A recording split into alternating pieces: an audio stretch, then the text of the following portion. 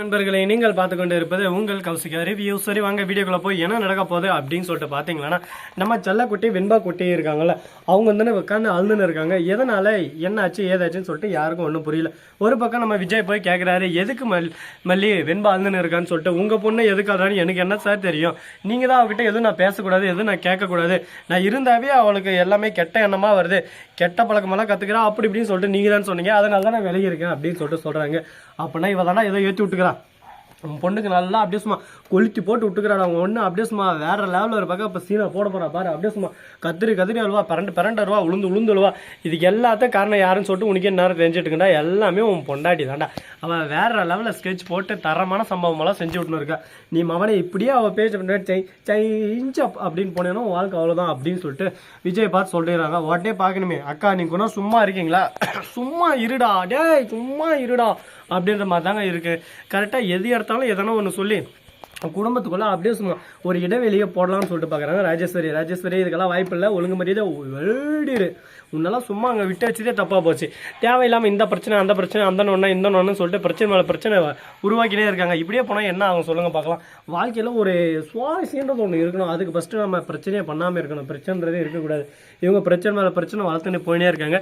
இது எங்கே போய் முடிய போகுது எதில் போய் முடிய போகுதுன்னு சொல்லிட்டு இல்லை, எல்லாமே அந்த கடவுளோட அனுசரமாக இருந்தால் தான் எல்லாமே நல்லபடியாக நடக்கும். பார்ப்போம், எல்லாமே நல்லபடியாக நடக்கும், நல்லதே நடக்கும் அப்படின்னு சொல்லிட்டு அந்த கடவுள் மேலே பாரத்தை போட்டு ஒரு பக்கம் போவோமா ஊர்கோலம் அப்படின்னு சொல்லிட்டு போய் ஆகணும்.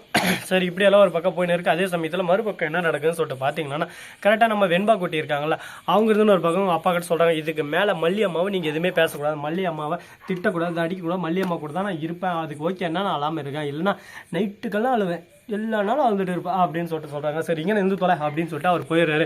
ராஜேஸ்வரி அப்படியே மூஞ்சில் பார்க்கணுமே நல்லா அப்படியே சும்மா ஓர வச்சேன் மாட்டு சாணி எடுத்து மூஞ்சில் வச்ச மாதிரி இருக்குது. அவங்களுக்கு ஒரே கஷ்டம், என்னடா அது நம்ம இவ்வளோ பிளான் பண்ணி இவ்வளோ இது பண்ணி இவ்வளோ கஷ்டப்பட்டு நஷ்டப்பட்டு துக்கப்பட்டு துயரப்பட்டு இதெல்லாம் பண்ணால் இவன் சாதாரணமாக வந்து இந்த மாதிரி பண்ணிட்டானே, இப்போ என்ன தான் பண்ணுறது நாம அப்படின்னு சொல்லிட்டு புரியாமல் குழப்பத்தில் குழம்பி போய் உட்காந்து இருக்காங்க. என்ன பண்ண போகிறாங்க அடுத்து, ஏது பண்ண போகிறாங்க அப்படின்றது தான் இப்போ சுவாரஸ்யமான விஷயத்தில் இருக்க போகுதுங்க. சரி இப்படியெல்லாம் ஒரு பக்கம் நடந்துன்னு இருக்குது. அதே சமயத்தில் மறுபக்கம் என்ன நடக்க போகுது ஏது நடக்க போகுது அப்படின்னு சொல்லிட்டு பார்த்தீங்கன்னா, நம்ம ரஞ்சித் இருக்காங்களா, அவங்க வந்து ஒரு பக்கம் உங்களை நம்பி வெம்பி நொந்து போனது போட்டோம், இனிமேல் இதுக்கு மேலே இருக்க மாட்டேன் அப்படின்னு சொல்லிட்டு சொல்கிறாங்க. என்ன சொல்கிறேன் அப்படின்னு சொல்லிட்டு கேட்க உடனே பார்க்கணுமே, அவங்க நடந்தது வந்தது போனது வந்த கதை சொந்த கதை சோ கதை எல்லாத்தையும் சொல்கிறாங்க. இதுக்கு மேலே